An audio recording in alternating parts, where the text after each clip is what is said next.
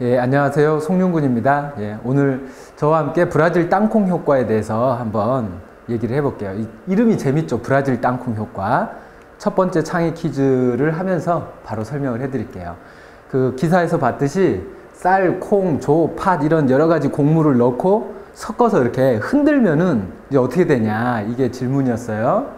요거 답을 아시나요? 실제로 이제 집에서 엄마가 뭐 쌀 씻으실 때나 혹은 밥이 되고 나서도 보면 이런 결과가 옵니다.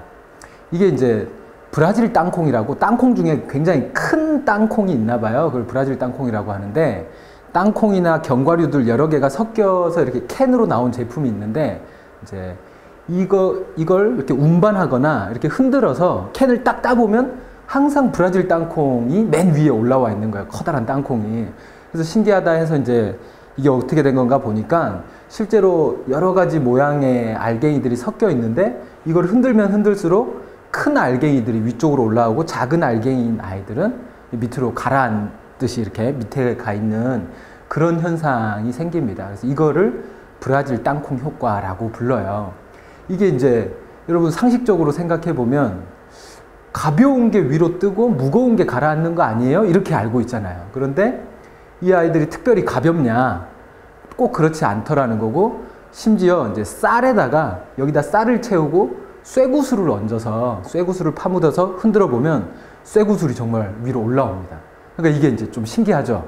예, 이게 재밌는데, 그럼 이게 왜 이럴까 한번 생각을 해보시라는 거예요. 이게 이유가 뭘까? 답은 이제 큰 알갱이가 떠올라요. 그러니까 콩이나 이런 알갱이가 굵고 큰 게 위로 떠오르는데, 그 이유가 뭘까 한번 생각해보고 다음 퀴즈로 또 넘어가 봐요.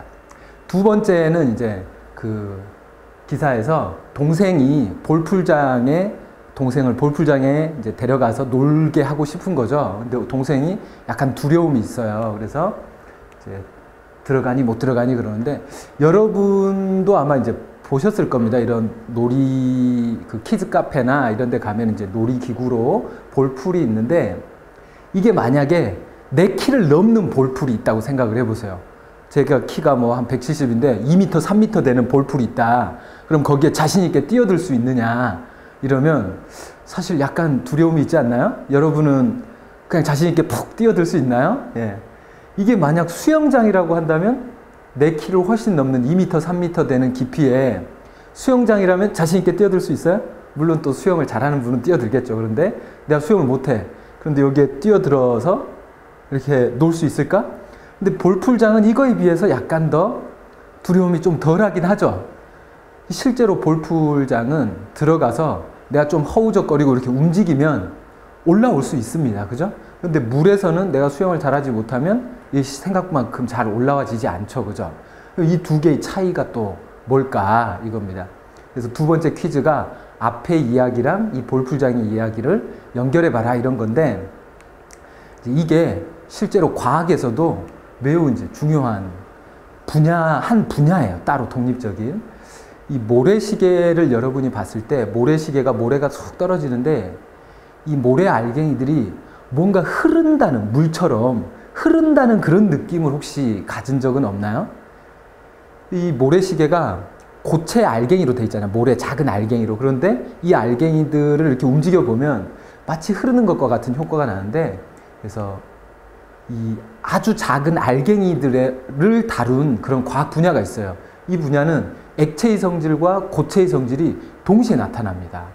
여기서 이제 예를 들어 어떤 액체와 고체의 성질이 있냐면, 이 모래가 이렇게 떨어져서 여기 쌓이잖아요. 이런 일정한 경사면을 이루게 되는데, 위에서 모래가 더 떨어지면 바깥쪽에서는 흘러내려요. 물처럼 모래 알갱이들이.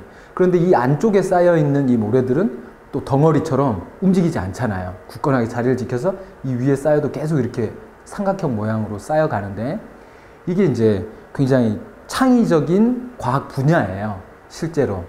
그래서 아까 이제 처음으로 다시 돌아가서, 그러면 왜 첫 번째 퀴즈에서 이게 큰 알갱이가 위로 올라갈까 하면, 이 흔들어주면 큰 알갱이와 작은 알갱이들이 흔들리잖아요. 근데 큰 알갱이가 흔들리면 그 사이에 틈이 생기잖아. 그 틈 사이로 작은 알갱이들이 파고 들어가는 거예요. 근데 이게 만약 액체나 이러면 파고 들어가도 힘이 되지 못하니까 얘가 올라가지를 못하는데, 이게 다 알갱이기 때문에 큰 알갱이가 작은 알갱이들을 딛고 위로 올라서는 거예요. 근데 이쪽이 또 비니까 또 작은 알갱이가 채워줘. 그럼 이쪽으로 또 딛고 일어서 또 작은 알갱이가 쌓여주니까 계속 이렇게 타고 올라가는 거죠. 마찬가지로 볼풀도 이 볼풀 알갱이들이 고체기 때문에 우리가 이거 손으로 허우적거리고 팔로 버둥을 치면은, 발버둥을 치면은 그걸 잡고 올라올 수 있다는 거예요. 근데 물속에서는 그게 안 되잖아요. 그러니까 이 액체의 성질과 고체의 성질이 다른데, 근데 볼풀은 또 약간 고체의 성질만 나타나는 건 아니잖아요. 액체처럼 흐르기도 하고 유동적인데, 그럼에도 불구하고 이건 또 고체와 같은 성질이 있다는 겁니다.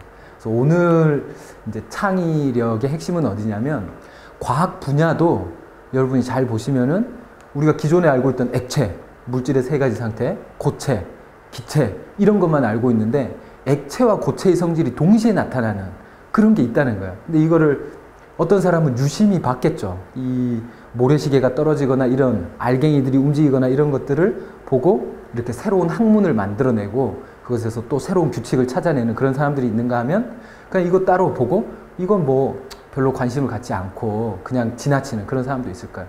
그러니까 이제 오늘 아마 창의력의 핵심은 어떤 주의 깊게 보는 것, 관찰하는 것, 그리고 그것이 왜 그럴까 끝까지 물고 늘어져서 한번 생각해 보는 것, 그런 데서 또 창의력이 나오기도 합니다. 한번 찾아보세요. 알갱이 과학, 그리고 그 브라질 땅콩 효과 찾아보시면 재미있는 기사들이 많습니다. 심지어 반대되는 브라질 땅콩 효과라는 게 있어요. 브라질 땅콩 효과라는 것도 있거든요. 관심 있는 분들은 한번 더 찾아보시고, 오늘 강의는 여기서 마치겠습니다.